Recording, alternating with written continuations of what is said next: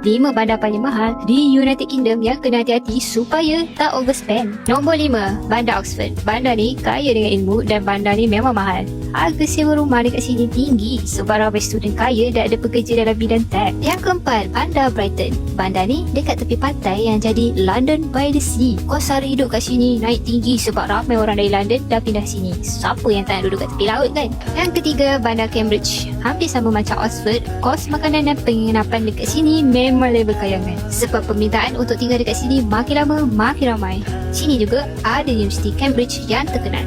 Yang kedua, Winchester. Bandar ni bandar bersejarah dan kawasan dia sangat eksklusif dan menjadi tumpuan ramai untuk golongan ultra kaya yang tinggal dekat kawasan ni. Sebab dekat sini, bandar dia cantik dan kualiti hidup dia sangat tinggi. Yang pertama, paling mahal di UK, London. London ialah ibu negara dan bandar terbesar bagi Inggeris serta United Kingdom. Purata kos sara hidup dekat sini untuk seorang individu sekitar £2,635 sterling sebulan, iaitu dalam sekitar RM15,000 Malaysia.